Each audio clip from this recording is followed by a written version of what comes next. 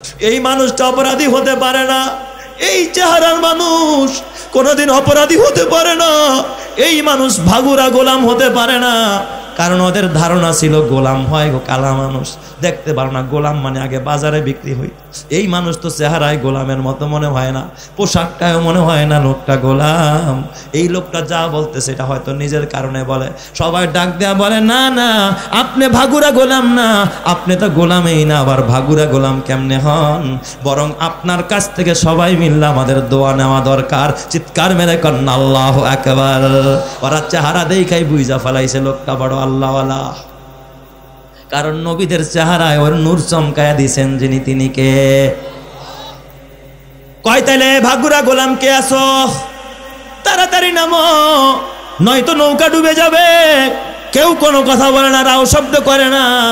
ইউনুস পয়গম্বর আবারও হাত উঠায় কয়, ভাই আমি ভাগুরা গোলাম, রবের অবাধ্য গোলাম। ওরা কয় না, হতে পারে না। এবার যারা বুদ্ধিমান ছিল তারা কয়, একটা কাজ করো তোমরা, ফাঁসা হামা, এখানে তোমরা লটারি লাগাও, যার নামটা উঠবে ভাগুরা গোলামের খাতায় তারে আমরা পানিতে ফালায়া দিব। এবার লটারি দিস, 6 সদস্যের একটা টিম করছে। এই টিমের লোকেরা তোমরা এখানের মধ্যে লটারি দাও, এই লটারির ভিতরে যার নাম উঠবে সেই ভাগুরা গোলাম, তারই তোমরা নৌকা থেকে ফালায়া দিবা। লটারি যখন টানছে, বিসমিল্লাতে প্রথমেই হযরতে ইউনুসের নাম উঠছে। এত বড় পয়গম্বর গুনাহ করে নাই, এত বড় পয়গম্বর জিনাও করে নাই, সুদও খায় নাই, ঘুষও খায় নাই, মানুষও খুন করে নাই। বাবা তোর আমার জীবনে আল্লাহ কয় মসজিদে যা, তুই দৌড়াইছ সিনেমার দিকে। আল্লাহ কয় আমার ঘরে আয়, তুই গেছস খাজা বাবার কাছে। আল্লাহ কয় হালাল খা, তুই গেছস হারাম খাইতে। আল্লাহ কয় হালাল ভক্ষণ কর, তুই গেছস কিস্তি উঠাইতে। তাহলে তোর থেকে বড় ভাগুরা গোলাম আর কে হয়?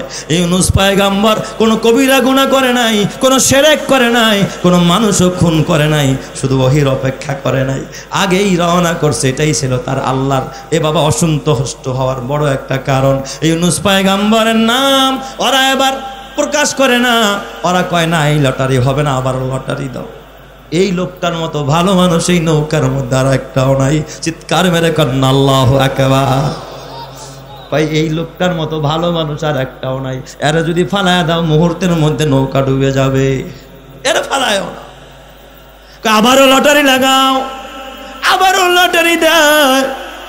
আল্লাহ তাআলা যাকে পছন্দ করে, যাকে ভালোবাসে, তাকেই কি করেছেন? নবুয়ত দান করেছেন। ওয়া ইন্না ইউনুসা লামিনাল মুরসালিন। ইউনুস হলেন আল্লাহ তাআলার প্রেরিত, আল্লাহ তাআলার মনোনীত, আল্লাহ তাআলার নির্বাচিত রসুলদের ভিতরে একজন অন্যতম রসুল। যারা কন্যা আল্লাহু আকবার। এই ইউনুস নবীকে আল্লাহ তাআলা প্রেরণ করেছেন ইরাকে। ইরাকের একটা শহর আছে মৌসেল। এই মৌসেল শহরের একটা জনপদ, একটা বিশাল এরিয়ার নাম হলো নিনাওয়া। এই নিনাওয়া নামক স্থানে যেই পয়গম্বরে প্রেরণ করেছেন, ওই পয়গম্বরের নাম কি? হযরতে ইউনুস আলাইহিস সালাম। ওই এলাকার ভিতরে যখন ওনাকে প্রেরণ করা হয়, তখন ওই এলাকার জনসংখ্যা ছিল প্রায় লক্ষাধিক। 1 লক্ষ, 1 লক্ষ। আবার কোরআনের এক জায়গায় বলা হয়েছে আউ ইয়াজিদুন, 1 লক্ষর থেকেও কি একটু বেশি। এটা নস দ্বারা প্রমাণিত। আল্লাহ নিজে বলে দিয়েছে তার উম্মত। তার মানে কি এই যুগেও বলেন তো এমন এলাকা আছে যেখানে জনসংখ্যা একটা গ্রামে 1 লক্ষ হয় না? তো নিনাওয়া এরিয়ার ভিতরে 1 লক্ষ জনগোষ্ঠী মানুষ বসবাস করতেন। আর ওই নিনাওয়া থেকেই যাকে আল্লাহ তাআলা নবী হিসাবে নির্বাচন করলেন, এই 1 লক্ষ মানুষের বা 1 লক্ষের চাইতে একটু বেশি যেই নবীকে আল্লাহ তাআলা নবুয়ত দান করলেন, তার নাম কি? ইউনুস আলাইহিস সালাম।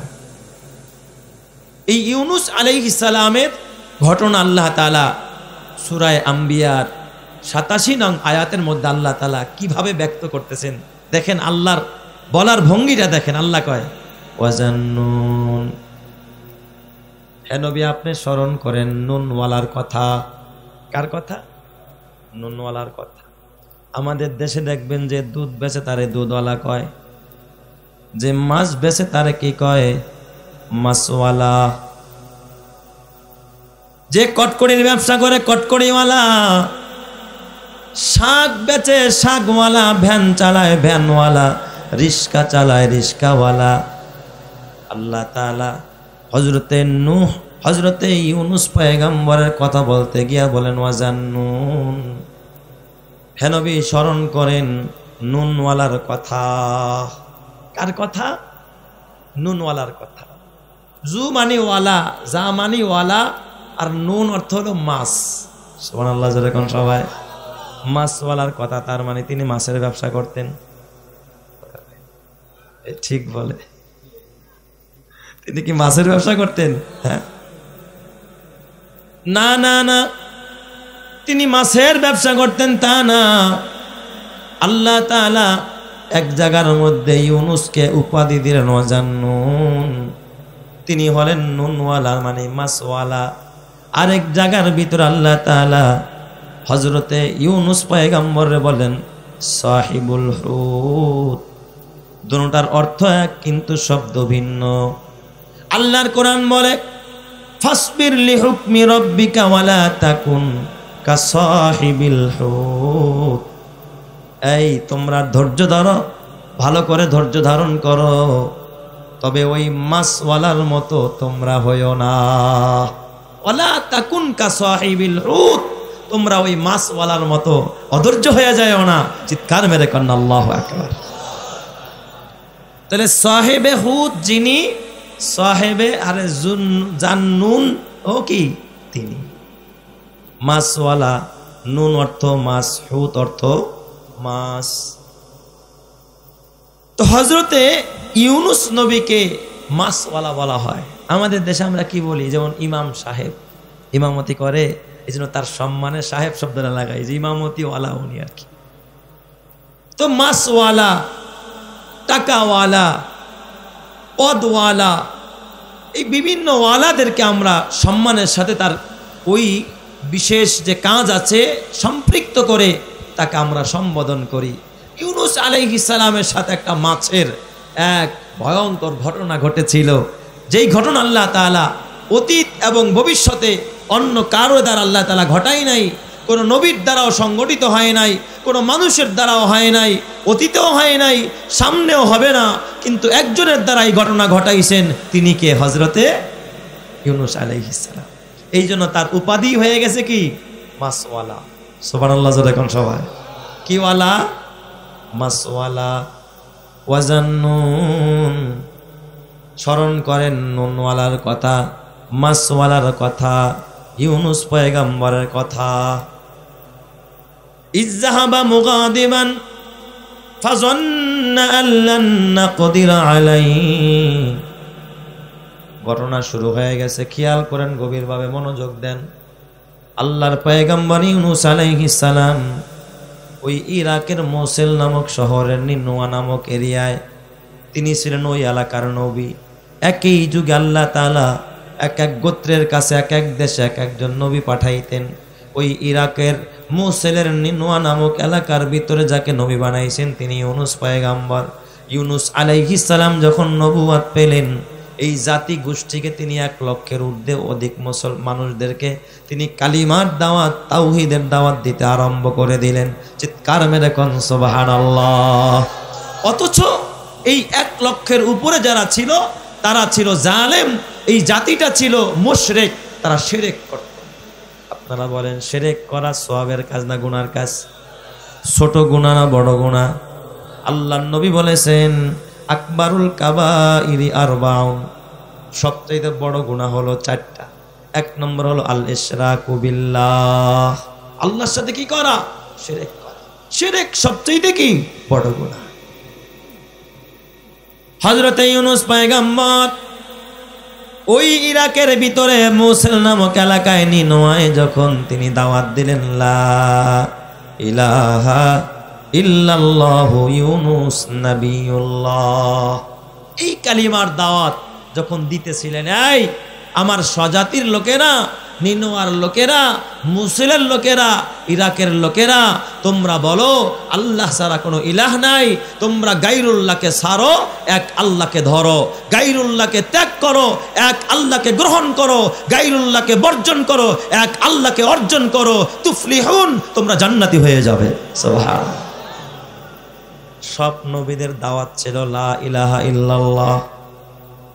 আদম নবীর যেই কালিমা কুলু লা ইলাহা ইল্লাল্লাহ, আদম সফিউল্লাহ, হযরত ইব্রাহিম খলিলুল্লাহর একই কালিমা কুলু লা ইলাহা ইল্লাল্লাহ, ইব্রাহিম খলিলুল্লাহ, হযরতে নূহ পয়গম্বরের একই কালিমা লা ইলাহা ইল্লাল্লাহ, নূহুন নাজিহুল্লাহ, ইসমাইলের একই কালিমা কুলু লা ইলাহা ইল্লাল্লাহ, ইসমাইলু যাবিহুল্লাহ, মুসা নবীরও একই কালিমা কুলু লা ইলাহা ইল্লাল্লাহ, মুসা কালিমুল্লাহ, হযরতে ঈসা নবীরও একই কালিমা কুলু লা ইলাহা ইল্লাল্লাহ, ঈসা রূহুল্লাহ।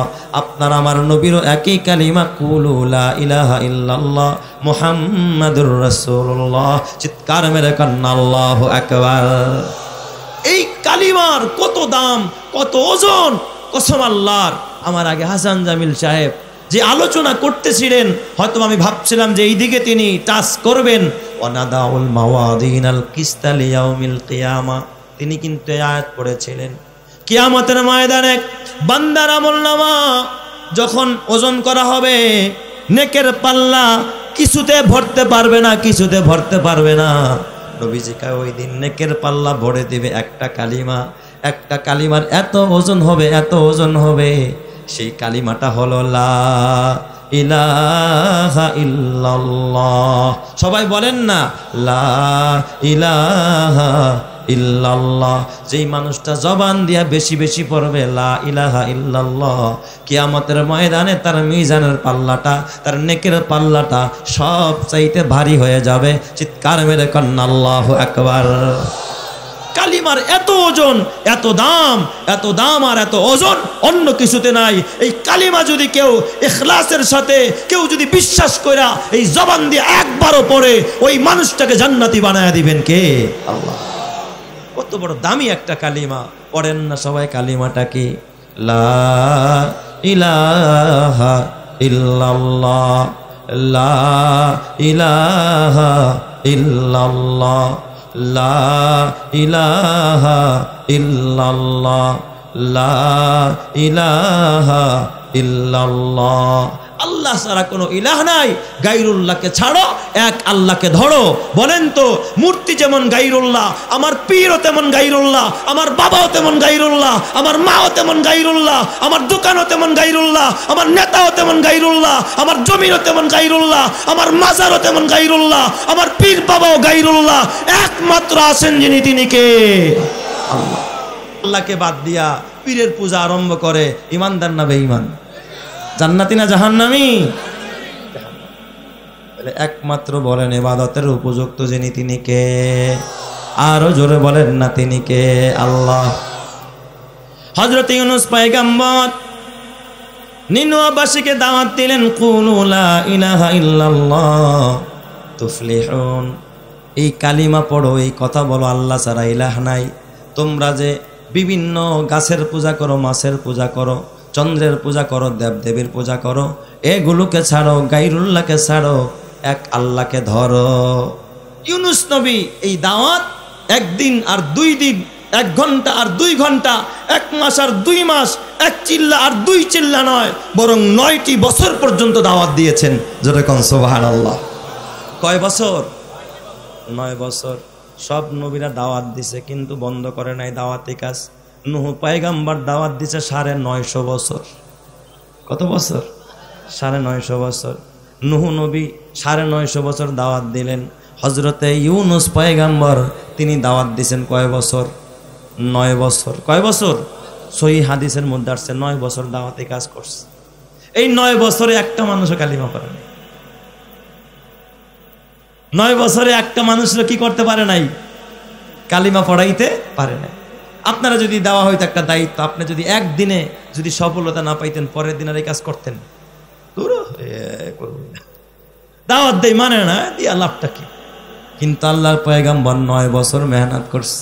তার মানে হলো সারাদিনে 10 মিনিট দাওয়াত দিছে নাকি? দিন রাত 24 ঘন্টা এই উম্মতের ফেকেরে দাঁড়ে দাঁড়ে গিয়া তাদেরকে বুঝাইছে, ঘরে বুঝাইছে, বাইরে বুঝাইছে, দোকানে বুঝাইছে, মাঠে ঘাটে হাটে সব জায়গায় গিয়া দাওয়াত দিছে। কিন্তু উম্মতরা দাওয়াত গ্রহণ করে নাই। কয় বছর? 9 বছর হয়ে যায়। আল্লাহর পয়গাম্বর নূহ আলাইহিস আল্লাহর পয়গাম্বর ইউনূস আলাইহিস সালাম যখন তাদেরকে দাওয়াত দিলেন তোমরা এক আল্লাহকে মানো, গায়রুল্লাহকে ছাড়ো, ওরা তখন বলে কয় যদি আমরা না মানি আমাদের কি হবে? কয় শোনো, যদি তোমরা এক আল্লাহর গোলামি না করো অচিরেই তোমাদেরকে আযাব পাকড়াও করবে, আযাব তোমাদেরকে গ্রেফতার করবে, তোমরা আযাবের ভিতরে, বিপদের ভিতরে, মুসিবতের ভিতরে পড়ে যাবে। ওই জাতি তখন ডাক দিয়া বলে, ও ইউনূস, তুমি যদি সত্যিকারের নবী হও, তোমারে তো আমরা নবী বইলাই মানি না, তুমি যে নবী এই কথাই আমরা বিশ্বাস করি না, তারপরে তুমি বললা আমাদের উপরে আযাব আসবে। তবে ইউনূস তুমি বলো কবে আযাব আসবে? আযাবটা কবে আসবে কও? যদি বাপের বেটা হয়ে থাকো, ইউনূস আলাইহিস সালামের বাবার নাম হলো মাত্তা, ইউনূস ইবনে মাত্তা। কই মাত্তার বলা, হ্যাঁ তুই যদি সত্যিকারের নবী হস তাই বাপের বেটা হয়ে এলে আজকে কয়া যা আযাবটা কবে আইব? মুখ সাবাইয়া সাবাই কইতেছে আর কি। গোটা দেশ ওদের পক্ষে, আর ইউনূস নবী একা একদিকে। দুর্বলরা হলো সবল। বলেন তো দুর্বলের পক্ষে দুনিয়ার কেউ নাই, কিন্তু দুর্বলের পক্ষে আছেন যিনি, তিনি কে? ওই আল্লাহ এখনো আছে না নাই? ইউনূস নবী কয় বাপের বেটা হয়ে থাকলে কহ, হ্যাঁ কবে আযাব হইব ক? ইউনূস নবী কয় আযাব আসবে, তবে কবে আসবে এটা তো আমার রব্বুল আলামিন আমারে জানায় নাই। কারণ কোন পয়গাম্বররা বানানো কথা কয় না, কোন পয়গাম্বররা অগ্রিম অ্যাডভান্স কথা বলে না। আমার রব্বুল আলামিনের ওহী দেওয়া ছাড়া, আমার আল্লাহ তাআলার নির্দেশনা ছাড়া কোনো পয়গাম্বর কথা বলে না। কথা ঠিক না বেঠিক? জোরে কর। নবীরা কথা বলে কার ইশারায়? নবীরা পরিচালিত কিসের দ্বারা? ওহীর দ্বারা। কিসের দ্বারা? ওহীর দ্বারা। আল্লাহ ওহী পাঠায় আর নবীরা সব কিছু কি করে? করে। আমাদের দেশের নেতারা ওহীর দ্বারা চলে, চলে চলে উপরের ওহী না মিয়া। কেউ আমেরিকার ওহীর অপেক্ষায় থাকে, কথা কয়, হ্যাঁ কেউ আমেরিকার ওহীর অপেক্ষা করে, কেউ ভারতের ওহীর অপেক্ষা করে, কেউ রাশিয়ার ওহীর অপেক্ষা করে, কেউ চীনের ওহীর অপেক্ষা করে। কসম আল্লাহর, কোন আলেম ওলামা, কোন ইমানদার কোনদিন কোন বিজাতিদের ওহীর অপেক্ষা করতে পারে না, তাদেরকে পরোয়া করতে পারে না। তারা শুধুমাত্র একজনের দিকে তাকিয়ে থাকেন, তিনি কে? আরো জোরে ইমানের আওয়াজে বলেন, তিনি কে? ওই আল্লাহ আছে না নাই? আরো জোরে বলেন। ওরা কয় বেটা মাত্তার ফোলা ইউনূস নবী দাবি করে বসে রইছস, কবে আযাব আইব? ইউনূস নবী তো কোনো কপটতা নাই যে অর্ধেক মুখে আর অর্ধেক ভিতরে কয় আল্লাহ আমারে জানাই নাই কবে আইব আযাব। আল্লাহ জানাইলে বলতে পারবে, স্যার আমি বলতে পারবো না। তুই নবী তোরে কইছে কেডা? তুই এই খবরটাই কইতে পারস না কবে আযাব আইব? আচ্ছা কয় কত যদি আযাব আসে তাহলে ধরনটা কেমন হবে? কয় এইটা তো আল্লাহ আমারে কয় নাই। সুবহানাল্লাহ বলেন সবাই। আযাবের ধরন কেমন হবে এটা আমার আল্লাহ বলে নাই। কয় তাহলে একটু আন্দাজ করে কও কেমন? কয় আল্লাহ দিতে পারে, ঝড় বৃষ্টিও দিতে পারে, তুফানও দিতে পারে, অগ্নিকাণ্ড দিতে পারে, ভূমিকম্প দিতে পারে। আল্লাহর আযাবের কি নাই কোনো শেষ নাই। ওরা কয় হওয়ার দেখছি না, 9 বছর পর্যন্ত খালি শুনাইতেছো যে আযাব আসবো, আযাব আসবো। কই আযাব তো আনতে পারলা না, আযাব তো আসলো না। কই তোমার সব কথাগুলো হলো বকাস কথাবার্তা, তোমার কথাগুলো মিথ্যা কথাবার্তা, এগুলো হলো বানোয়াট কথাবার্তা। ইউনূস পয়গাম্বরের মুখের উপরে তার কথাকে প্রত্যাখ্যান করে দিয়েছে। বলেন তো এই কথাগুলো শোনার পরে পয়গাম্বরের মনের অবস্থা, দিলের অবস্থা ভালো না খারাপ? ভিতরে ঝড় বয়ে যাচ্ছে। পয়গাম্বর একদিকে উম্মতের দরদ, আরেকদিকে উম্মত তার সাথে বেয়াদবি করে। পয়গাম্বরের মন ভালো না। হঠাৎ করে আমার আল্লাহ পয়গাম্বরের যেহেতু মন ভালো না, পয়গাম্বরের তো সান্ত্বনা দেওয়া দরকার, কারণ যেই পয়গাম্বরের পক্ষে দুনিয়ার কোনো মানুষ নাই, ওই পয়গাম্বরের পক্ষে আছেন যিনি, তিনি কে? আল্লাহ তাআলা জানায় দিলেন পয়গাম্বর ইউনূস, ও ইউনূস, ও মাসওয়ালা, ও নুনওয়ালা, ও হুতওয়ালা, তুমি শুনে রাখো, আমি আল্লাহ আগামী 3 দিনের ভিতরে এই মোসেলের নিনওয়াবাসীর কাছে আমি আযাব পাঠায়া দিব। আমার আযাব আসতেছে, তুমি এই সংবাদটা নিনওয়াবাসীকে জানায়া দাও। চিৎকার মেরে কন্না আল্লাহু আকবার। আল্লাহ এবার সময় বাইন্দা দিছে কয়দিন? মিথ্যা না সত্য? কত পার্সেন্ট? আর কত পার্সেন্ট?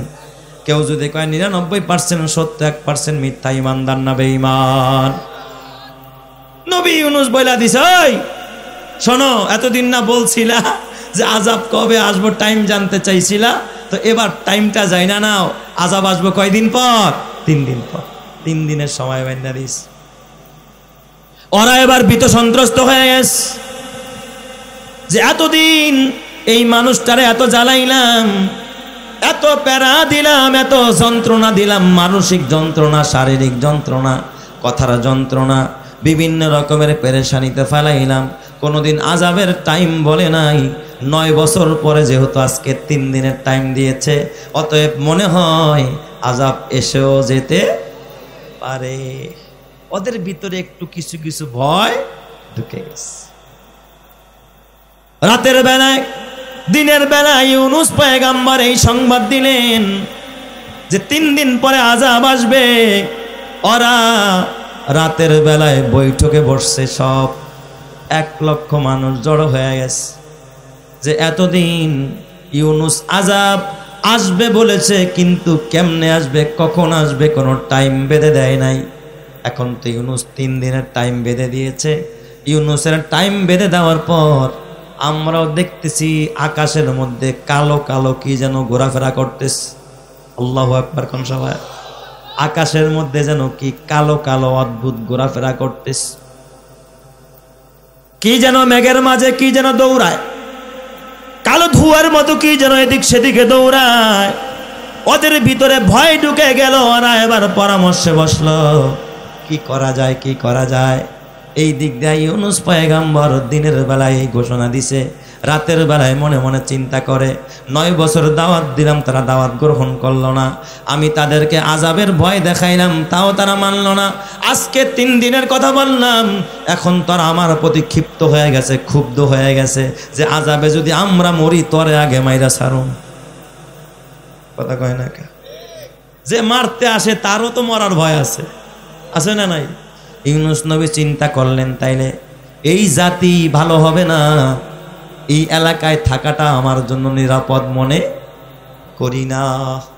আগের যুগেও দেখছি কওমে সামুদ, কওমে আদ, কওমে লূত, কওমে সালেহ, এদের উপরে যখন আযাব আসছে, নবীরা আযাব আসার আগে আগে এই স্থান ছেড়ে কি করছে?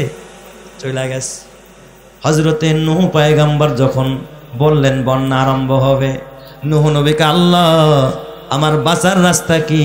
আল্লাহ তাআলা বললেন, এ নূহ, আমার চোখের সামনে তুমি একটা নৌকা বানাও, নৌকায় গিয়ে আশ্রয় নাও। বন্যা শুরু হওয়ার আগে নূহ পয়গাম্বর নৌকায় আশ্রয় নিয়েছে, কথা ঠিক কি না? নিয়েছে না? এই খবর ইউনূস নবীর কাছে আছে যে আগের নবীরাও তো আযাব আসার আগে এলাকা ছেড়ে কি করছে? দূরে চলে গেছে, যেন আযাবের আওতাভুক্ত না হয়। ইউনূস নবী মনে মনে ভাবলেন, আল্লাহ কখন বলে তা তো জানা যায় না, আগে আগেই সরে যায়, আগে আগেই সরে যায়। তিনি করছেন কি, রাতের বেলায় নিজের ঘরে না থাইকা দেশ ত্যাগ করে নাই। কথা ভুল বুঝবেন না, নবীর প্রতি কোনো খারাপ ধারণা করা যাবে না। দেশ ত্যাগ করে নাই, এক দেশ ছেড়ে আরেক দেশে যায় নাই, নিজের নবুয়তি এরিয়াটাও পার হয় নাই, নিজের এরিয়ার ভিতরে আসে না। মামলা যখন খায় নিজের ঘরে ঘুমায়, কথা কয় না? মার্ডার কেসের আসামি নিজের ঘরে ঘুমায়। ওই যে খালা তো বোনরে বিয়া দিছে কোন এলাকায়, নিজের বোন জামাইয়ের বাড়িতেও যায় না। কার বাড়িতে? খালা তো বোন বিয়া দিছে কোন জায়গায়, এই বাড়িতে গিয়ে লুকাইছে। আছে না নাই? দূরের আত্মীয়, রক্তের আত্মীয় না, দূর সম্পর্কের আত্মীয়, বন্ধুর বন্ধুর বোনের বাড়ি, ওই জায়গায় গিয়া উঠছে। সেখানে গিয়া হযরতে এমন একটু দূরের পরিচয় এক জায়গায় নিজে একা যায় নাই, পরিবারের সবাইকে নিয়ে গেছে। ইউনুস পয়গম্বর ওই জায়গার মধ্যে গেছে। এ আমার বাবা হযরত ইউনুস আলাইহিস সালাম, আল্লাহ তাআলার কোরআন বলে এই ঘোষণা দেওয়ার পর ওই দিক দিয়ে নিনওয়াবাসী ওরা যখন বৈঠকে বসে, ওরা চিন্তা করে দেখলো আকাশটা আগের থেকে কেমন যেন একটু ভারী ভারী মনে হয়, না জানি আযাব কখন যেন নেমে যায়। ইউনুস পয়গম্বর কোনোদিন মিথ্যা কথা বলে না, অতীতেও যা বলেছে সব সত্য হয়েছে, অতএব আযাব এসে যেতে পারে। তাইলে একটা কাজ করো, আমরা সবাই মিলে যাই ইউনুসের কাছে, এবার গিয়া ইউনুসের পায়ে ধরে মাপ চাই, ইউনুসের কাছে ক্ষমা চাই, ইউনুসের রবের কাছে আমরা গিয়া মাপ চাই, ইউনুসের রবের প্রতি কালিমা পড়ি। আমরা কালিমা পড়লে আমাদের রব আমাদের আযাব থেকে বাঁচায়া দিবে। চিৎকার মেরে কন্না আল্লাহু আকবার। বলেন তো জাতির উদ্দেশ্য ভালো না খারাপ? ওরা ভুল ধরা খেয়ে গেছে। ভুল কি খেয়ে গেছে? ধরা খাইস, ভুল ধরা পড়ে গেছে। এই দিক দিয়া নিনওয়াবাসী 1 লক্ষের উপরে মানুষ, নারী পুরুষ আবাল বৃদ্ধ বনিতা সবাই মিলে রওনা করছে ইউনুস নবীর কাছে। আইসা আবার ক্ষমা চাবে। আসেন ইউনুস নবী বাড়িতে। আল্লাহর গোসারা কোথায় একটু বুঝতে হবে, ভালো করে বুঝবেন কথা। তবে পয়গম্বরের ব্যাপারে কখন কোনো খারাপ মন্তব্য করবেন না। ইউনুস নবীর বাড়িতে আসছে, আসেনি ঘরে? নাই নাই। ইউনুস নবী ওহির অপেক্ষা করে নাই যে আল্লাহ ওহি দেওয়ার পরে তারপর এখান থেকে যাব। এ যুবক, আমার নবী হিজরতের আগে সব বড় বড় সাহাবীরা হিজরত করে ফেলেছে, সব মানুষ হিজরত করেছে। মুমিনদের ভিতরে শুধু হযরতে আলী আর আমার নবী আর অল্প কয়েকজন দুর্বল মানুষ, তারাই মক্কায় ছিলেন। আমার নবীও পারতেন হিজরত কইরা মক্কা ছেড়া মদিনায় যাইতে, কিন্তু আমার নবী নিজের জানের পরোয়া করে নাই, আমার নবী নিজের পরিবারের পরোয়া করে নাই। আল্লাহর হুকুমের অপেক্ষায় ছিলেন যে আমার রবের হুকুম ছাড়া আমি মরে যাব, জায়গায় মরে যাব, আমি পচে যাব, জায়গায় পচে যাব, তারপরে আমার ঘর থেকে আমি একটা কদম বের হব না। চিৎকার মেরে কন্না আল্লাহু আকবার। কাউনাইন কা মুখতারে খোদা তুমকো বানায়া, কাউনাইন কা মুখতারে খোদা তুমকো বানায়া, উম্মত কা নিগাহবান খোদা তুমকো বানায়া, उम्मत का निगाहबान खुदा तुमको बनाया।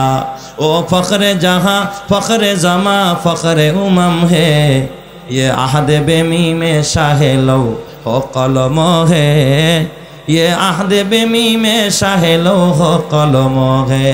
रुतबे में फदू सबसे ही अल्लाह से कम है, ये कौल शबो रोज़ मेरा हक़ की कसम है, ये कौल शबो रोज़ मेरा हक़ की कसम है। जोरे जोरे कन्ना अल्लाहु अकबर। ইউনুস পয়গম্বর মনে করছে আল্লাহ তো আমারে বলবে, আগের নবীরাও গেছে, তিনি এখানে ইস্তেখাত করেছেন, আগের নবীরাও তো এলাকা ছেড়ে অন্য জায়গায় আশ্রয় নিয়েছেন, তো আমি আগে আগেই চলে যাই, না জানি কখন আযাব এসে যায়। এই দিক দিয়ে গোটা জাতি প্রস্তুত হয়ে গেছে তওবা করার জন্য। বলেন তো তওবাকারীরে ভালোবাসেন কে? আরো জোরে বলেন না, ভালোবাসেন কে? ওরা তো আযাব দেইকা তওবা করে বানাইস। এ যুবক ভাই, ওরা যখন একটা প্রতিনিধি দল ইউনুস পয়গম্বরের বাসার মধ্যে আসলেন, ইউনুস পয়গম্বর ওই বাসার মধ্যে না এসে দেখে ঘর খালি। ওদের বুঝতে বাকি নাই যে ইউনুস পয়গম্বর যেহেতু এলাকা ছেড়ে চলে গেছে, তার মানে আযাব আসবে, এতে কোনো সন্দেহ নাই। কিন্তু এবার ওরা আবার বৈঠকে বসছে যে আমরা যে তওবা করব, কালিমা পড়ব, ইউনুস নবী তো নাই, আমরা কার কাছে গিয়া কালিমা পড়ব, কার কাছে গিয়া কান্নাকাটি করব? কে আমাদের কালিমা পড়াবে? কালিমা কেমনে পড়তে হয়, রবের ক্ষমা কেমনে আনতে হয় তা তো আমরা জানি না, আমাদের এই শিক্ষা কে দিবে? এবার ওরা সব নারী পুরুষ একত্রিত হইয়া কয়েকটা কাজ কর, আযাব থেকে বাঁচার কোনো রাস্তা নাই, তোরা একটা কাজ কর, ইউনুস পয়গম্বর এলাকায় নাই, আমরা কার কাছে গিয়া ক্ষমা চাবো, কার কাছে গিয়া মাপ চাবো, কে আমাগো কালিমা পড়াবে, কে আমাগো তওবা করাবে? তোরা একটা কাজ কর, গায়ের সব ভালো কাপড় চুপড়গুলো খুলে ফেল, একটা সিরা সালার চটগুলো তোরা গায়ে দে, আর নারী পুরুষ আবার বৃদ্ধ সবাই একসাথে বের হয়ে যা, আমরা মাঠে ময়দানে চলে যাই, সবাই গরু ছাগল নিয়া, সব দুর্বল দুর্বল ছোট ছোট শিশু বাচ্চাগুলো নিয়ে মাঠের মধ্যে গিয়া, গরু ছাগল নিয়ে নিয়া গরু বকরি ভাড়াগুলো ওই জায়গার মধ্যে বাইন্দা না খাওয়ায়া সবাই মিলে আবার কান্নাকাটি আরম্ভ করেছে। ময়দানের ভিতরে লক্ষাধিক মানুষ কান্নায় ভেঙে পড়েছে। ওরা জানে না কেমনে কালিমা পড়তে হয়, ওরা বুঝে না কেমনে তওবা করতে হয়, কেমনে ক্ষমা চাইতে হয়। চোখের পানিতে ওরা বুক বাসায় ফেলছে। ওরা সেজদায় পড়া আল্লাহকে ডাক দিয়া কয় আমান্তু বিল্লাহ, আল্লাহ তোমার প্রতি ঈমান আনলাম, আয় আল্লাহ আযাব থেকে আমাদেরকে বাঁচাও। এই দিক দিয়া বকরি ভেড়াগুলো চিৎকার মারতেছে, পশু পাখিগুলো চিৎকার মারতেছে, শিশু বাচ্চারা কান্না করতেছে, আবার বৃদ্ধ বনিতা অসুস্থ রোগীগুলো কাঁদতেছে। সবাই মিল্লা যখন একযোগে তাওবার চোখের পানি চোখ দিয়া ফালায়া দিছে, আল্লাহ তাআলা অতীতেও বহু জাতি এরকম তওবা করছে, কারা তওবা কবুল করে নাই। আযাব দেখা যারা তওবা করছে, আল্লাহ কওমে আদের তওবা কবুল করে নাই। ফেরাউনও কিন্তু ঈমান আনছিল, পানিতে যখন দেখে ডুইবা যায় তখন বলছিল আমানতু বিরব্বি মূসা, আমি মূসার রবের প্রতি ঈমান আনলাম। এই কথা কিন্তু ফেরাউনও বলছিল, কিন্তু ফেরাউনের আল্লাহ কবুল করে নাই, কারণ ও আযাবের মধ্যে পইরা তারপরে দোয়া করছিল, তারপরে ঈমান আনছিল। কিন্তু এই জাতি আযাবের মধ্যে পইরা তারপরে ঈমান আনে নাই, তারপরে তওবা করে নাই, বরং আলামত দেখাই ওরা 3 দিন আগ থেকেই তওবা আরম্ভ করছে। খানা পিনা ছাইরা দিয়া মাঠের মধ্যে গিয়া ওরা কান্নাকাটি আরম্ভ করে দিয়েছে। আল্লাহ রব্বুল আলামিন ওই মাঠের ভিতরে তাদের তওবা কবুল কইরা গোটা 1 লক্ষের বেশি উম্মতকে আল্লাহ মাফ করে দিছে। চিৎকার মেরে কন্না আল্লাহু আকবার। এই দিক দিয়ে ইউনুস নবী কিন্তু উম্মত ছেড়া চলে গেছে অন্য এলাকায়। ওরা চিন্তা করলে তার ইউনুস নবী কোথায় খোঁজো। ইউনুস পয়গম্বরের 2-4 জন ভক্ত আছে, এরা কয় হুজুর আশেপাশে দেখতেছে ওরা ঘুরতেছে, না জানি এখান থেকে হামলা দিয়ে আবার গ্রেফতার করে কিনা, আপনি এলাকায় থাকেন নাই, দেশ ছাইরা চলে যান। ইউনুস পয়গম্বর চিন্তা করতেছে আল্লাহ আমি তো 3 দিনের অর্ডার দিলাম, 3 দিনে আযাব আসবে, 3 দিন হয়ে গেল, যেহেতু জাতির তওবা আল্লাহ কবুল করছে, আল্লাহ আযাব কি করছে উঠাই নিয়ে গেছে, আযাব আল্লাহ দেয় নাই। ইউনুস নবী কয় আগে ওরা সময় জানতে চাইছিল তখন বলি নাই, এখন বলছি 3 দিনে আযাব আসবে, আযাব তো আসলো না। এখন তো পাইলে ওরা আমারে কি করব, পাইলে কি করব, টুকরা টুকরা করব। কারণ বলবো তুমি প্রতারণা করেছো, মিথ্যা কথা বলেছো, কিন্তু ঘটনা কি ঘটেছে এটা তো ইউনুস পয়গম্বর জানে না। আর ওই যে না বইলা যাওয়ার কারণে আল্লাহ ওহী বন্ধ করে দিস। ইউনুস পয়গম্বর বিপদে পড়ে গেছে। আল্লাহর পয়গম্বর 2টা বাচ্চা ছিল, বড় বাচ্চাটা বুঝমান, ছোট বাচ্চাটা নাবালেক অবশ শিশু, সাথে তার বিবি। এই 3 জনেই ছিল মুসলমান, আর কেউ নাই, নিজের পরিবারটা ইমানদার আর সব বেঈমান। ইউনুস পয়গম্বর ওইখান থেকে রাতের বেলা রওনা করলেন, নিজের এলাকা ছাইরা আরেক এলাকায় যাবে। সামনে বাচ্চে বিশাল এক সমুদ্র, বিশাল এক সাগর, ছোট্ট নদী না যে নৌকা দিয়া পার হবে, ডিঙ্গি দিয়া পার হবে। ওই নদীর পাশে, সাগরের পাশে যখন দাঁড়াইলেন, দেখলেন কোনো নৌকা নাই, কোনো কিচ্ছু নাই, কেমনে পার হবে। আল্লাহর কোরআন বলে ওয়া ইন্না ইউনুসা লামিনাল মুরসালিন, এ আমার বাবা, আল্লাহর কোরআন বলে ইজা আবাকা, আল্লাহ তাআলা বলেন যখন তিনি পালায়ন করলেন ইলাল ফুলকিল মাশহুন, নদীর পাড়ে গিয়া দেখলেন একটা ভরা নৌকা, যাত্রীতে ভরা একটা স্টিমার, একটা জাহাজ, তিল ধরার মতো কোনো জায়গা এই নৌকার ভিতরে। ইউনুস পয়গম্বর চিন্তা করলেন কোন রকম নেইটাই ওইটা কেউ পারে যায়, আযাব থেকে নিবাইচা যায়। তিনি চিন্তা করছিলেন যদি এই নৌকায় উঠতে পারি, এই এলাকা ছাড়তে পারি, তাইলে আযাব কোনোদিন আমারে ধরতে পারবে না। আল্লাহর কোরআন এই কথাটা বলেছে। আল্লাহ তাআলা বলেন ওয়াজান্নুনি ইযহাবা মুগাদিবান, স্মরণ করেন ওই নুনওয়ালার কথা, যখন তিনি রাগান্বিত হইয়া, তিনি কিন্তু রাগেই এলাকা ত্যাগ করেছে, রাগ থাকার কারণে এলাকা ত্যাগ করেছে। তাহলে বলেন এখানে পয়গম্বরের সবচেয়ে বড় যেটা সমস্যা ছিল সেটা ছিল তার রাগ। সেটা ছিল কি? রাগ। ইজ্জাহাবা মুগাদিবান, যখন তিনি রাগ হয়ে, রাগান্বিত হয়ে এখান থেকে বের হয়ে গেলেন এবং ধারণা করলেন ফাযান্না আল্লান নাকদিরা আলাইহি, আমি যদি এই এলাকা ক্রস করি, এলাকা যদি পার হয়ে যাই, তাইলে মনে হয় আল্লাহর আযাব থেকে বেঁচে যাব, আল্লাহর আযাব কোনোদিন আমারে পাকড়াও করতে পারবে না। অথচ বলেন তো তুমি যেখানেই যাও ওই জায়গায় আল্লাহর আযাব তোমাকে পাকড়াও করার মতো ক্ষমতা আমার রবের আছে না নাই? ঈমানের পথে অবিচল থেকে আমার মরণ যেন হয়। তোমারই কাছে মিনতি আমার, মহামহিম দয়াময়। ঈমানের পথে অবিচল থেকে আমার মরণ যেন হয়। ঈমানের পথে অবিচল থেকে আমার মরণ যেন হয়। প্রতিদিন মিথ্যের মুখোমুখি হয়, বেদিন ফাঁসে কেরা করে হইচয়। আজাজিল এসে গোমরাহি সুর গানে করে তুলে মোহময়। ঈমানের পথে অবিচল থেকে আমার মরণ যেন হয়। তোমারই কাছে মিনতি আমার, মহামহিম দয়াময়। ঈমানের পথে অবিচল থেকে আমার মরণ যেন হয়। ঈমানের পথে অবিচল থেকে আমার মরণ যেন হয়। জোরে জোরে বলেন আমিন, আরো জোরে বলেন আমিন। আল্লাহ তুমি আমাদের মরণ দিবা তো ঈমানের মরণ দিও, জোরে বলেন আমিন। ইউনুস পয়গম্বর ইজ যাহাবা মুগাদিবান ফাযান্না আল্লান নাকদির আলাইহি ফানাদা ফিজ যুলুমাত। যখন পয়গম্বর ইউনুস আলাইহিস সালাম রাগান্বিত হয়, এরপরে যখন তিনি ওখান থেকে বের হয়ে নদীর পারে গেলেন, ইজ আবাকা ইলাল ফুলকিল মাশহুন, সেখানে গিয়া দেখা ভরা নৌকা। এই নৌকার মধ্যে উঠলেন, জাহাজে উঠলেন। এই নৌকাটা যখন নদীর মাঝামাঝি গেছে, হঠাৎ দেখে তুফান নাই, ঝড় নাই, বৃষ্টি নাই, কোনো স্রোত নাই। নদীর ভিতরে তরঙ্গ জল উচ্ছ্বাস আরম্ভ হয়েছে। এত ভয়ঙ্কর অবস্থা, নৌকাটা ডুবে যাবে। নদীটার ভিতরে হাজার হাজার যাত্রী নিয়ে নৌকা ডুবে যাবে।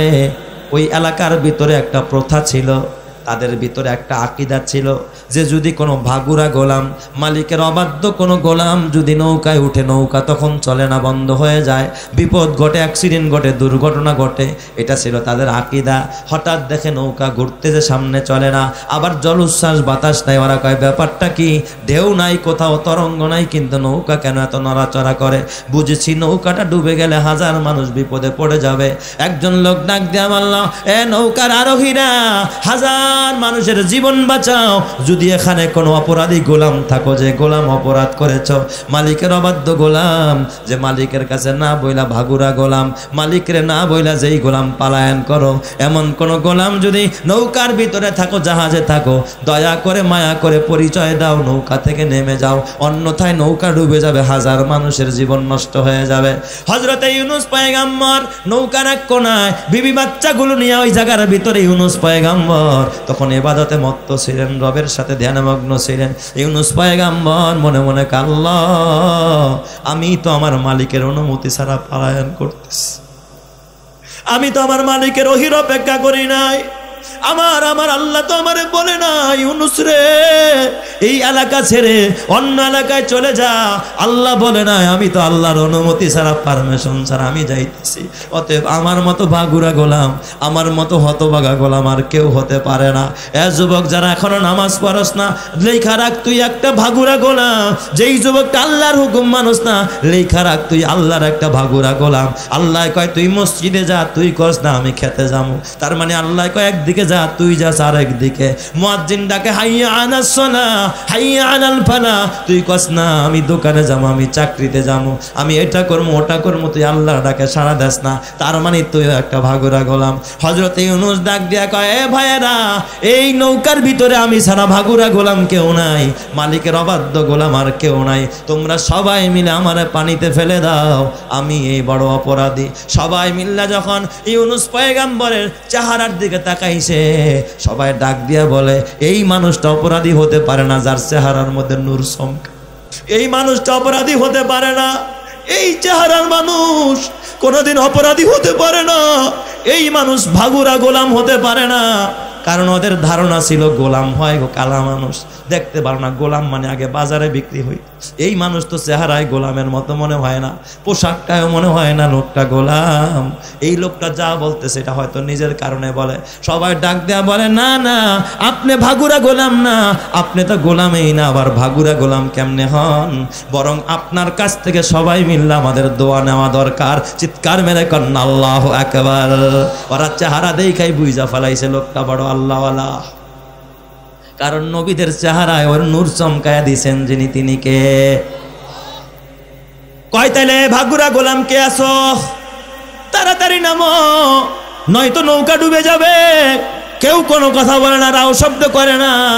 ইউনুস পয়গম্বর আবারও হাত উঠায় কয়, ভাই আমি ভাগুরা গোলাম, রবের অবাধ্য গোলাম। ওরা কয় না, হতে পারে না। এবার যারা বুদ্ধিমান ছিল তারা কয়, একটা কাজ করো তোমরা, ফাঁসা হামা, এখানে তোমরা লটারি লাগাও, যার নামটা উঠবে ভাগুরা গোলামের খাতায় তারে আমরা পানিতে ফালায়া দিব। এবার লটারি দিস, 6 সদস্যের একটা টিম করছে। এই টিমের লোকেরা তোমরা এখানের মধ্যে লটারি দাও, এই লটারির ভিতরে যার নাম উঠবে সেই ভাগুরা গোলাম, তারই তোমরা নৌকা থেকে ফালায়া দিবা। লটারি যখন টানছে, বিসমিল্লাতে প্রথমেই হযরত ইউনূসের নাম উঠছে। এত বড় পয়গম্বর গুনাহ করে নাই, এত বড় পয়গম্বর জিনাও করে নাই, সুদও খায় নাই, ঘুষও খায় নাই, মানুষও খুন করে নাই। বাবা তোর আমার জীবনে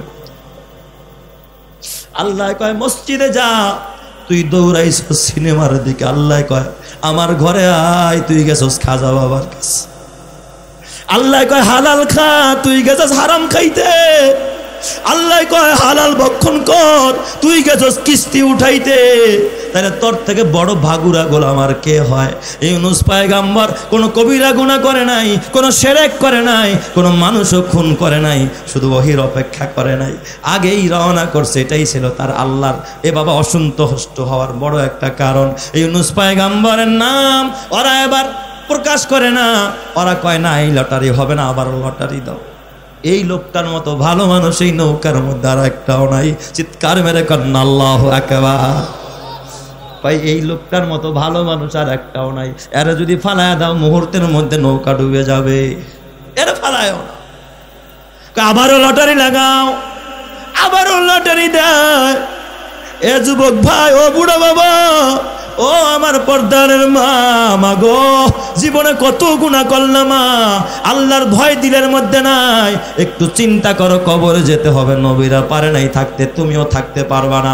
না তারা পারে নাই, রাজা পারে নাই, আমির পারে নাই, ফকির পারে নাই, কোনো পয়গম্বররা পারে নাই। তোমাকে আমাকেও আল্লাহ তারা থাকতে দিবে না। কথা ঠিক না বেঠিক? জোরে কান। মাল দৌলত ইলম হাসমত কুছ নেহি কম আয়েগা, माल दौलत इल्म हशमत कुछ नहीं कम आएगा, मौत जिस दिन आ जाए गर्दन पकड़ ले जाएगा, मौत जिस दिन आ जाए गर्दन पकड़ ले जाएगा।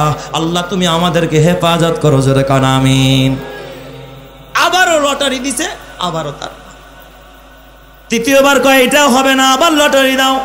আবারও দিছে, দেখে হযরত ইউনূসের নাম। ওরা এবার চক্ষু সিক্ত, চোখের মধ্যে পানি নিয়া গালের মধ্যে পানি টপকায়া পড়ে। আল্লাহর পয়গম্বর ইউনূস রে কয়, ও ভাই ইউনূস, তারা তো আর জানে না ইনি যে নবী, কারণ এলাকা ছাড়া বহু দূরে চলে আসছে। কয় আপনার নামটাই বারবার আসতেছে, তাহলে আপনি নদীতে ঝাঁপ দেন।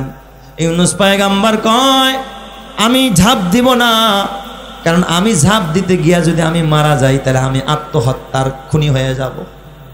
আত্মহত্যা ছাদের থেকে ঝাঁপ দিয়া পুরা মরা জায়েজ না না জায়েজ? ফাঁসিতে ঝুইলা মরা জায়েজ না না জায়েজ? আমি যদি লাভ দিয়া পড়ি আর যদি মরে যাই তাইলে তা আমি আত্মহত্যার শামিল হয়ে গেলাম, আত্মহত্যা করলাম। আমি আত্মহত্যা করব না, আপনারা আমারে ধইরা তারপরে ফালায় দেন। কেউ ধরতে চায় না, ফালাইতে চায় না। এরপরও হাজার মানুষের জীবন বাঁচানোর জন্য কয়েকজনে ধইরা পয়গম্বর ইউনূস আলাইহিস সালামকে যখন উঁচা করছে, অমনি যখন নদীর মধ্যে ফালায়া দিছে। আল্লাহ তাআলা বিশাল বড় এক মাছ, তিমি মাছের মতো মাছ। আল্লাহ মাছরে ডাক দিয়া কয়, মাছ রে জলদি যা, আমার পয়গম্বর ইউনুসকে তোর পেটের মধ্যে জায়গা দে। চিৎকার মেরে কন্না আল্লাহু আকবার, আরো জোরে কন্না আল্লাহু আকবার। ফালতাকামাহুল হুত, বিশাল বড় এক মাছ একটা লোকমা দিয়া ইউনুস পয়গম্বরের পেটের মধ্যে নিয়ে গেল। ওয়াহুয়া মুলিম, যেই অবস্থায় তিনি নিজেকে অপরাধী ভাবতেছে। ইউনুস পয়গম্বর নিজেকে অপরাধী ভাবতেছিল। ইউনুস পয়গম্বর ফানাদা ফিজ জুলুমাত, অনেকগুলো অন্ধকারের ভিতরে ডাকা আরম্ভ করলো।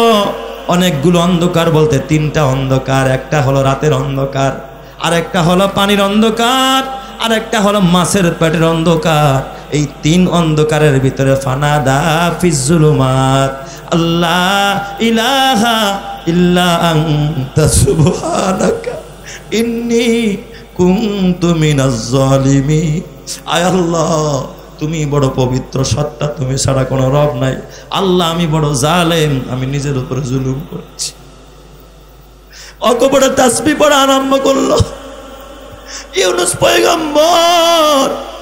এত বড় জলিল কদর পয়গম্বর, মাছের আহার হয়ে গেছে, মাছের পেটের মধ্যে ঢুকে গেছে। এই অবস্থা আল্লাহরে যখন তাসবিহ পড়া আরম্ভ করে দিছে, বলেন তো সর্ব অবস্থায় ডাক দিলে ডাকের সাড়া দেন যিনি, তিনি কে? হার লাহজাহে মুমিন কি নাই শান নাই আন, हर लहजा है मोमिन की नई शान नई आन, गुफ्तार में किरदार में अल्लाह की बुरहान, गुफ्तार में किरदार में अल्लाह की बुरहान, गफ्फारियों क़हारियों कुद्दुस व जबरूत, ये चार अनासिर हो तो बनता है मुसलमान, ये चार अनासिर हो तो बनता है मुसलमान।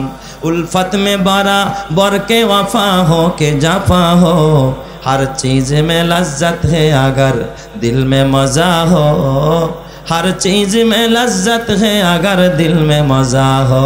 जोर जोर कौन सुबहान अल्लाह।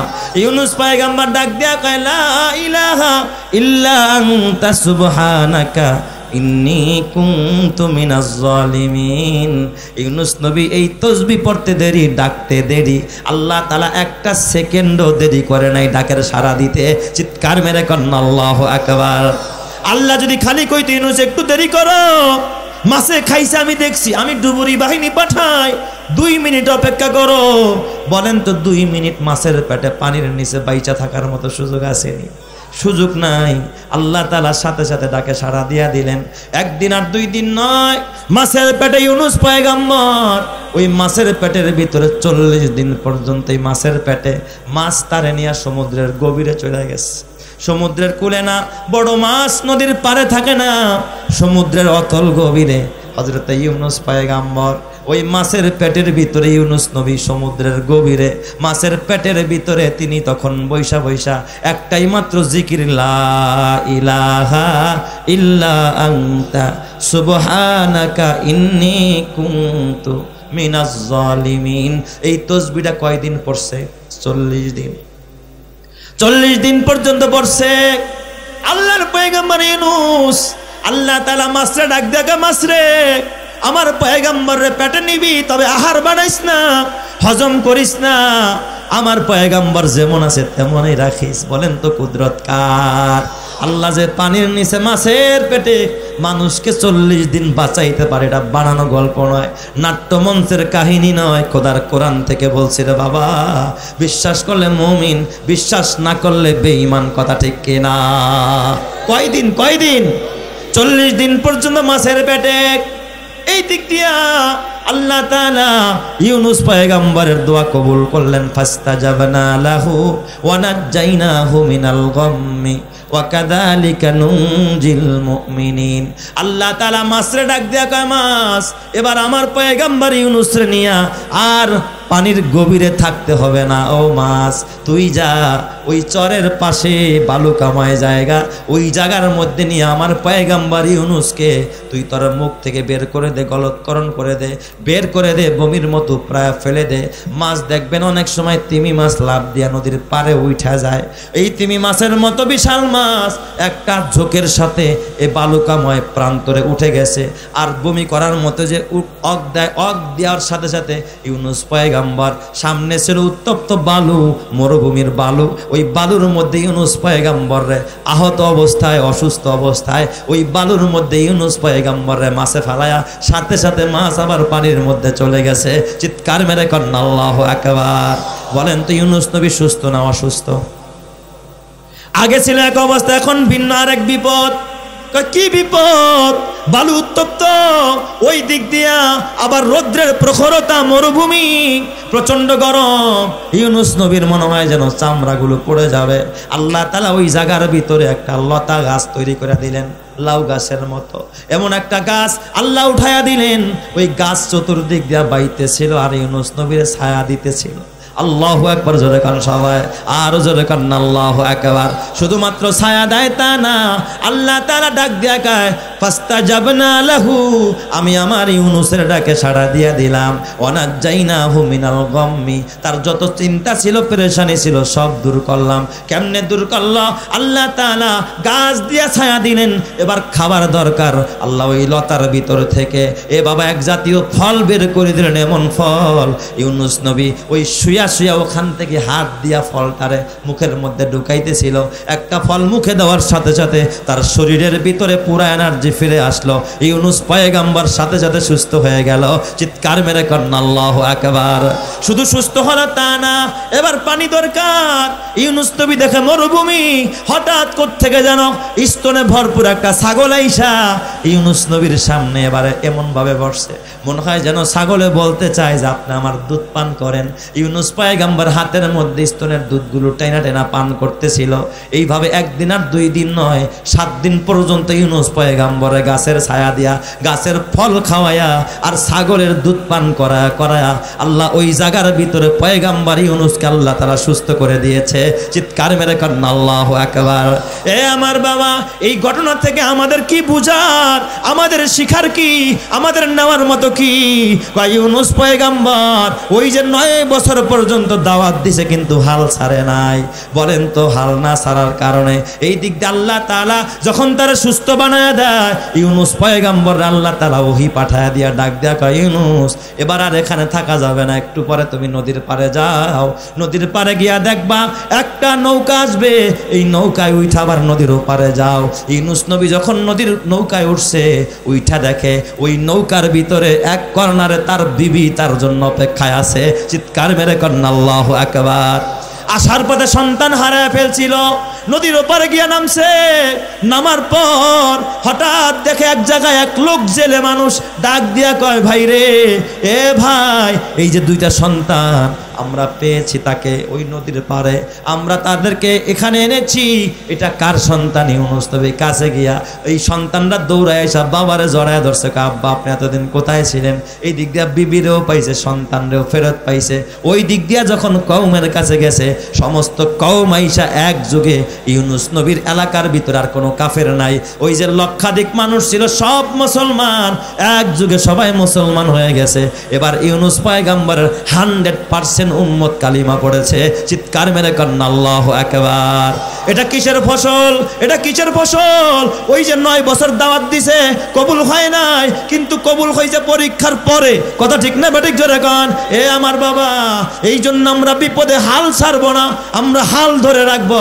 আমরা যদি মনে করি না এই দাওয়াত দিয়া কোনো লাভ নাই, দান করে লাভ নাই, আরে মসজিদে গিয়া লাভ নাই, ওয়াজে গিয়া লাভ নাই, মসজিদ বানায় লাভ নাই, মাদ্রাসা বানায় লাভ নাই, দুনিয়াতে তো তো কিছুই পাই না। কসম আল্লাহর রে বাবা, বুঝবি না, চোখ যেদিন বন্ধ হবে ওদিন বোঝা যাবে তুই কি পরিমাণ পাবি।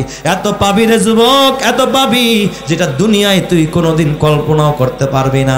আল্লাহ তাআলা জাল্লা ওয়ালা শানহু হাদিসে কুদসিতে বলেন, আদাতুল ইবাদিয়াস সলিহিন মা লা আইনুন রাত ওয়ালা উযুনুন সামিআত ওয়ালা খাতার আলা কলবি বাশার। আমি আমার গোলামদের জন্য, নেককারদের জন্য এমন জান্নাত বানাইছি যা কোনো চোখ দেখে নাই, কান শুনে নাই, কোনো অন্তর কোনোদিন কল্পনা করে নাই। এমন জান্নাত দিবেন যিনি, বলেন তিনি কে? এ আমার বাবা, তুমি তো জানো না রে যুবক, হাফেজে কোরআনের বাবা কত দামি, আলেমের বাবা কত দামি, নেককার সন্তানের বাবা কত দামি। আল্লাহর পয়গম্বর হযরতে মুসা আলাইহিস সালাম, এ আমার বাবা, এবং জলিল কদর যত পয়গম্বর এই দুনিয়াতে দিনের দাওয়াত দিয়েছেন, কালিমার দাওয়াত দিয়েছেন, আল্লাহর জান্নাতের কথা বলেছেন, জাহান্নাম থেকে ভয় দেখাইছেন। এ বাবা বলেন তো, প্রত্যেক নবীর একটাই টার্গেট ছিল, মানুষগুলো যেন ঈমানওয়ালা হয়ে যায়, মানুষগুলো যেন আল্লাহমুখী হয়ে যায়, মানুষগুলো যেন দুনিয়া ছেড়ে দেয়, আখিরাত ধরে। এই কথাটাই আল্লাহ তাআলা সূরাতুল আলার শেষে বলে, বাল তুসিরুনাল হায়াতাদ দুনিয়া ওয়াল আখিরাতু খায়রুন ওয়া আবকা ইন্না হাদা লাফিস সুহুফিল উলা সুহুফি ইব্রাহিম ওয়া মূসা। আল্লাহ তাআলা বলেন, তোমরা দুনিয়াকে প্রাধান্য দাও, অথচ আমি আল্লাহ বারবার বলি দুনিয়া ছাড়ো আখিরাত ধরো, দুনিয়া ছাড়ো আখিরাত ধরো। যারা দুনিয়া ছাড়ছে আখিরাত ধরছে, যারা দুনিয়াদার না হয়ে যারা দিনদার হতে পেরেছে, আল্লাহ তাআলা তাদেরকে জান্নাতি বানায়া দিয়েছে। চিৎকার মেরে কোন সুবহানাল্লাহ।